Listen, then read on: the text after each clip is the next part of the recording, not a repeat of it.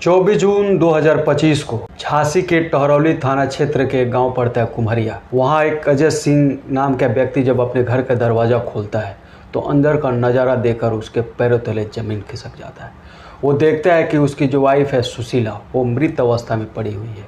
उसके मुंह में कपड़े ठूसे गए हैं और उसको गला घोट कर हत्या कर दी गई है।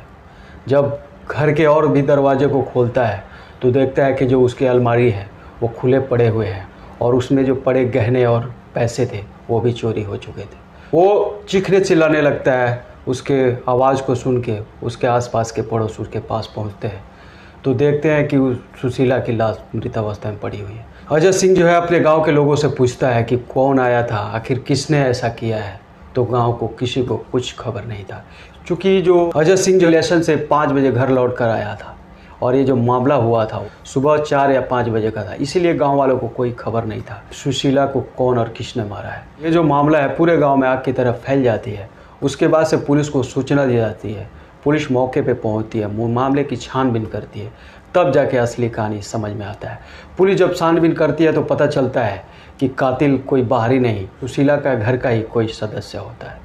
तो नमस्कार, आदाब, मैं दुर्गेश पटेल। आज की जो सच्ची घटना सुनाने जा रहा हूँ वो ग्वालियर और झांसी दोनों से बिलोंग करता है।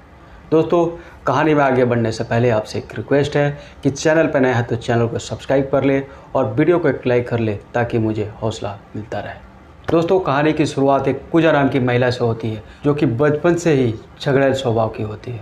दोस्तों, पूजा की शादी आज से 7 साल पहले 2019 में ग्वालियर के ओरछा गाँव के रहने वाला रमेश से हुई थी। रमेश जो है एक प्राइवेट नौकरी करता था और अपना घर का पालन पोषण करता था। सब कुछ सही चल रहा था। एक दिन रमेश जब अपने ड्यूटी से लौटकर घर आता है तो देखता है कि उसकी वाइफ जो है पूजा जाटव वो किसी व्यक्ति से बात कर रही थी। जब रमेश उससे पूछता है कि किसका फ़ोन है तो टाल बटोल करने लगती है। वो बताती है कि उसका जो फ़ोन है वो उसके घर से आया हुआ था। रमेश को लगता है कि जो मेरी वाइफ पूजा जाटव उसका चाल चलन कुछ ठीक नहीं है। आए दिन इस बात को लेकर दोनों में झगड़े होने लगते हैं।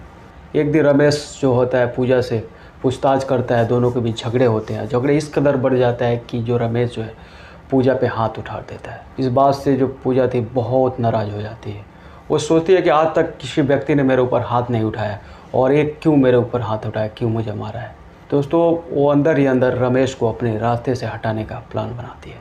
देखिए कैसे एक शातिर महिला गलती भी कर रही है और उसका पति पूछता है तो बताती भी नहीं, सही से जवाब भी नहीं देती है और जब वो हाथ उठा देता है तो उसको मारने तक का भी प्लान बना लेती है। इस तरह से पूजा जो है अपने ही पति को रमेश को हत्या करवाने के लिए सुपारी देती है। सुपारी किलर जो है एक दिन रमेश के घर आते हैं शाम के समय और रमेश पे हमला बोल देते हैं, लेकिन रमेश जो है किसी तरह उन अपराधियों से बच निकलता है और उसकी जान बच जाती है। रमेश जो भागते भागते पुलिस थाने में जाता है और बताता है कि कोई 2 व्यक्ति जो आए थे मेरे ऊपर हमला किए थे, मैं कैसे कैसे बच के आपके पास आया हूँ। पुलिस जब मामले की छानबीन करती है तो पुलिस को पता चलता है कि इस मामले का असली गुनहगार रमेश की वाइफ पूजा ही है। उसके बाद से पूजा के ऊपर हाफ मर्डर का केस दर्ज होता है और वो जेल चली जाती है। कुछ दिन जेल में रहने के बाद से पूजा को जमानत मिलती है और सबूतों का अभाव में जेल से छूटकर घर आ जाती है। लेकिन मामला जो है पूरी तरह से ख़त्म नहीं हुआ था। उसका जो केस जो है ग्वालियर कोर्ट में चल रहा था और पूजा महीने में 1 या 2 बार ग्वालियर कोर्ट में अपने केस लड़ने के लिए जाया करती थी। इसी बीच कल्याण सिंह नाम के व्यक्ति से उसकी मुलाकात होती है।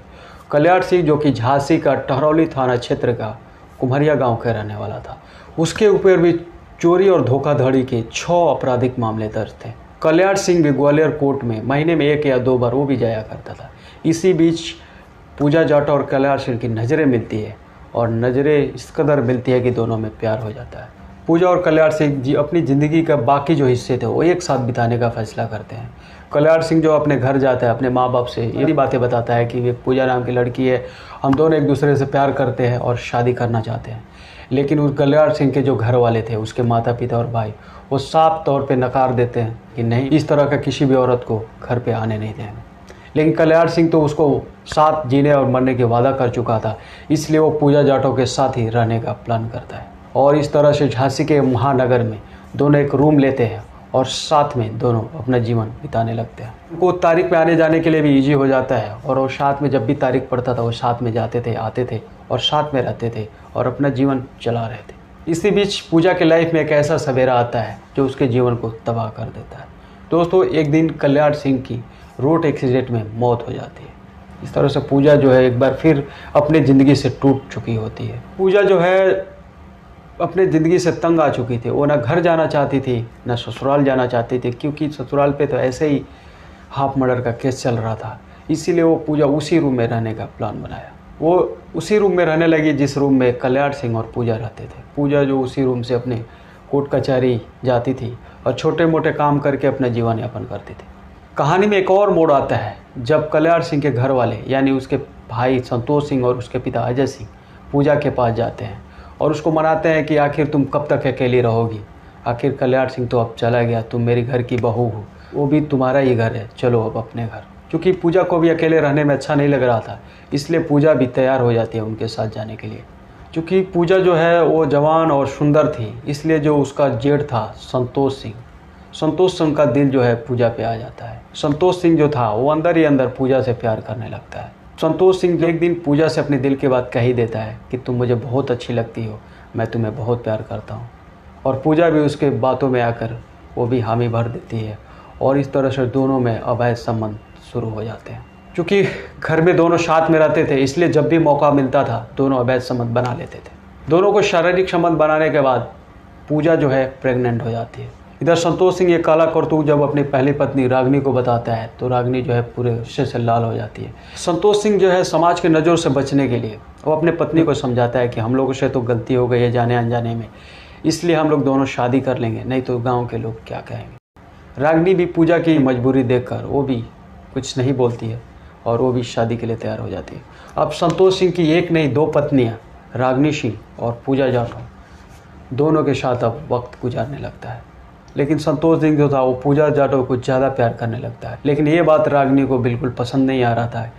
कोई भी औरत नहीं चाहेगी कि मेरा पति जो है किसी और पत्नी से ज़्यादा प्यार करे। इस तरह से रागिनी सिंह और पूजा में आए दिन इस बात को लेकर झगड़े होने शुरू हो जाते हैं।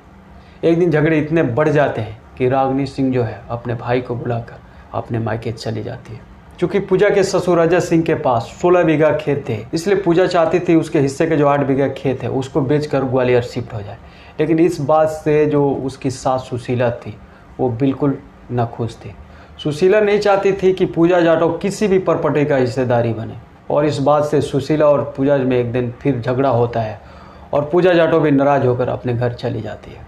लेकिन कहीं ना कहीं पूजा को अपने प्रॉपर्टी को लेकर चिंता होने लगी। एक दिन पूजा जाटव सोचती है कि मेरे पति तैयार है, मेरे ससुर तैयार है, लेकिन मेरे सास जो है वो तैयार नहीं है। यदि इसको हम अपने किसी तरह से रास्ते से हटा दें तो वो प्रॉपर्टी मेरे नाम हो जाएगी। इस तरह से एक दिन वो रात में सोए अपने सास को मारने का प्लान बनाती है कि आखिर अपने सास को अपने रास्ते से कैसे हटाया जाए। एक दिन पूजा जो है अपनी बहन कमला और उसके बॉयफ्रेंड अनिल वर्मा को बताती है कि तुमको भी पैसे की तंगी है, यदि तुम मेरे सास को अपने रास्ते से हटा देते हो तो जो मेरे हिस्से की 8 बीघा की ज़मीन है उसको बेचकर जो पैसे होंगे मैं तुमको आधा दे दूँगी। और फिर कमला और उसका बॉयफ्रेंड अनिल वर्मा जो है उसको सास सुशीला को मारने के लिए तैयार हो जाते हैं।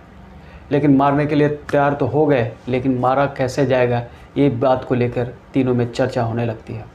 पूजा प्लान बनाती है कि आने वाले जो मेरी बेटी का बर्थडे है उसमें मैं अपने पति और ससुर दोनों को बुलाऊंगी और जब सुशीला घर में अकेली रहेगी तब तुम दोनों जाके उसको मार देना।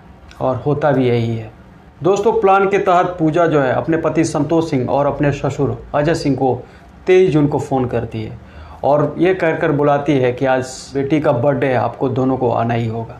23 तारीख को शाम के समय उसके बेटी का बर्थडे धूमधाम से मनाया जाता है। दोनों की अच्छी खासी खरीदारी होती है, अच्छे भोजन की व्यवस्था की जाती है, दोनों खाना खाते हैं और फिर सो जाते हैं। संतोष सिंह जो है अपनी वाइफ पूजा के साथ सोता है।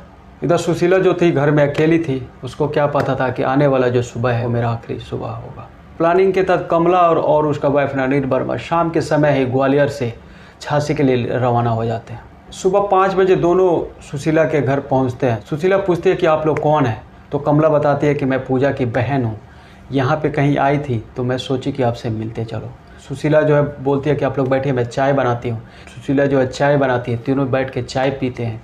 इसी बीच अनिल वर्मा जो है नशे का इंजेक्शन सुशीला को लगा देते हैं और सुशीला बेहोश हो जाती है।